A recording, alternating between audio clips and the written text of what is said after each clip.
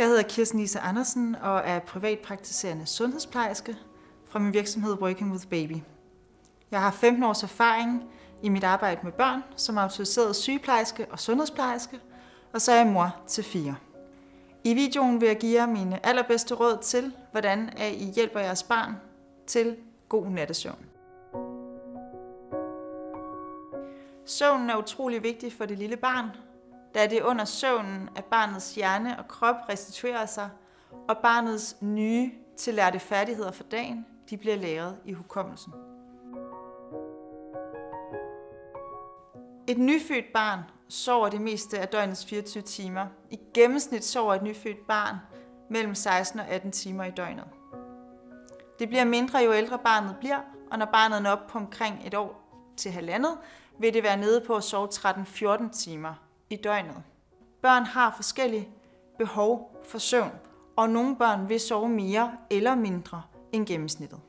Det er sådan, at børn har en søvncyklus, der er således, at de falder i søvn og går igennem forskellige søvnfaser, og typisk efter 40-45 minutter vil barnet vågne op og gå ind i den næste søvnfase. Nogle børn vil have svært ved at gå fra en søvnfase til en anden, og der er det, at man som forældre må hjælpe barnet med at komme over i den næste søvnfase. Det kan være ved en ammetår, det kan være ved at lulle barnet lidt, eller det kan være ved at tilbyde barnet en sut. Det er helt normalt igennem et barns opvækst, at man oplever udfordringerne med søvnen i de første leveår. Der er mange ting, der kan påvirke barnets nattesøvn. Det kan være mavekneb i forbindelse med, at barnet i en periode er mere sulten og får mælkeproduktionen op, eller er i gang med overgangskosten. Der er den motoriske udvikling, hvor barnet hele tiden jo udvikler sig og lærer nye færdigheder. Og i nattesøvnen kan barnet vågne op og være i gang med at afprøve de ting, det har prøvet af i dagtimerne. Mange forældre oplever børnene, når de har lært at kravle for eksempel, at de vågner og står på alle 4 og rokker og græder og har svært ved at finde tilbage ned og ligge på ryggen igen. Børn, der lige har lært at rejse sig op i trammesengen og skal have hjælp til at komme ned og ligge igen. Det kan være frustrerende for forældrene, og det kan være frustrerende for barnet, men det er vigtigt at tænke på, at det er fuldstændig naturlige faser, jeres barn gennemlever som en del af deres udvikling, og hvor de har brug for jeres hjælp til at falde til ro og komme ind i en god søvnrytme igen. Jeg vil nu komme lidt ind på, hvad I som forældre kan gøre, når I står med udfordringer med jeres lille barns søvn. Det første punkt, det er regelmæssighed. Det er vigtigt for barnet helt lille, at I putter barnet på det samme tidspunkt hver dag. Det kan naturligvis variere det tidspunkt, alt efter barnets dagsluer, når det er helt lille, men så snart I kan, så indfør en rytme, hvor I putter barnet på nogenlunde samme tidspunkt hver dag. Det samme gælder dagslugerne. Sørg for, at dit barn får sin lure hver dag. Søvn avler søvn, og det er vigtigt, at dit barn får de dagsluer, det har brug for, og I ikke vækker barnet fra lurerne, men barnet får lov at sove, til det er færdig med at sove, når det er helt lille. Det leder mig hen til nummer 2, som er de faste putteritualer. Det skaber tryghed for spædbarnet og for det lille barn, at der er nogle faste putteritualer hver eneste dag. Når det er det helt lille spædbarn, kan de første putteritualer bare være, at man går ned i gear om aftenen, at barnet får nattøj på, men har en hyggelig stund, hvor at man giver sig god tid ved puslebordet. Det er godt, barnet registrerer, hvor det bliver puttet, for ellers vil det, når det vågner næste gang, undre sig over, at det ikke ligger det samme sted som før. Og derfor kan mange opleve, når barnet bliver bevidst, at hvis barnet er faldet i søvn, for eksempel ved brystet eller ved flasken, at når barnet så vågner første gang i løbet af natten, at der vil de straks søge brystet igen, og det kan måske endda være ganske kort tid efter, at de er blevet puttet, fordi de undrer sig over, at de nu er blevet placeret et nyt sted. Det tredje punkt, det er, at det er vigtigt at putte barnet, når det viser de første tegn på træthed.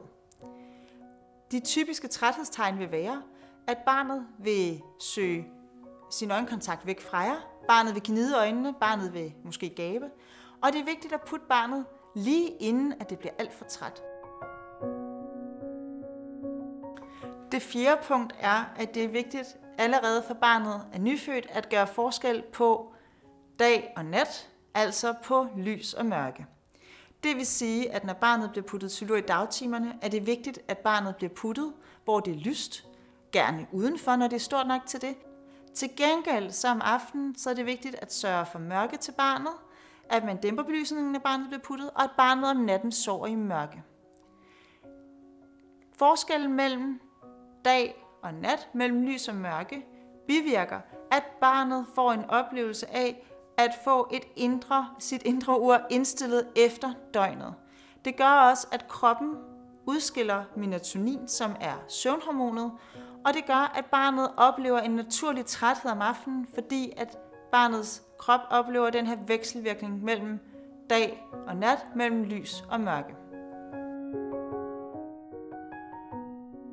Punkt nummer 5 er, at det er vigtigt, når jeres barn skal puttes, at alle skærme i huset slukkes. Det vil sige jeres mobiltelefoner, computer og fjernsyn. Det er vigtigt, at I gør det en time, i hvert fald inden barnet skal sove. Fordi skærme holder barnets hjerne aktiveret, så det har svært ved at falde til ro. Punkt nummer 6 er, at det er rigtig vigtigt, at I signalerer over for barnet, at I tror på det. I tror på, at jeres barn kan falde i søvn. I er sikre på, at det her skal nok lykkes, at I sammen får en god overgang til søvnen. I de perioder, hvor man er udfordret på søvnen, kan man godt som par blive uenige om, hvordan det lille barn skal puttes. Og der er det rigtig vigtigt, at I er enige om, hvordan I gør det, også så I gør det konsistent, altså at I gør det ens. Hvis man kan mærke, at man bliver udfordret af det lille barn, når man skal putte det, fordi det bare ikke vil sove, og man begynder at blive frustreret, så mærker barnet det med det samme. Der kan det være rigtig godt, at man internt har en aftale om, at man aflaster hinanden, hvis man når dertil, så man ikke kommer til at blive vred på det lille barn eller skælde ud, fordi det fordrer i hvert fald ikke, at barnet nemmere falder i søvn.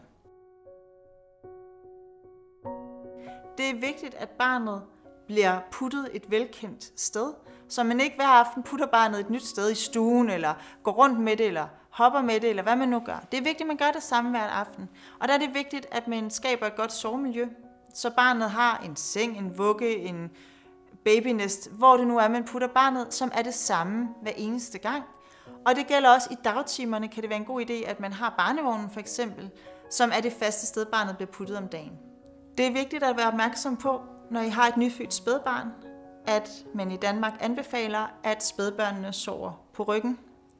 Et spædbarn skal lægges til at sove på ryggen for at forebygge vuggedød, og det skal barnet indtil det er stort nok til, at det selv kan trille om og ligge på maven og tilbage igen. Der er det vigtigt at være opmærksom på, at når et barn bliver lagt til at sove på ryggen hver gang, at barnet i sine vågne timer bliver lagt på maven så meget som muligt, når det er vågent, for det første træne sin ryg og nakke, til at det skal op og kravle og op og sidde og op og gå, men også for at forebygge fladt baghoved.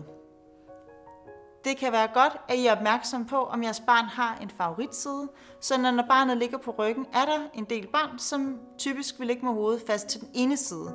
Det kan skabe et skævt fladt baghoved. Så vær opmærksom på, hvordan ligger mit barn, når det sover.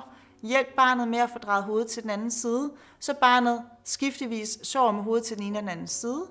Og få jeres barn om at ligge på maven så meget som overhovedet det er muligt, når barnet er vågent. Det er vigtigt at huske på, at alle børn er forskellige, og alle børn har forskellige behov, også når det kommer til søvn.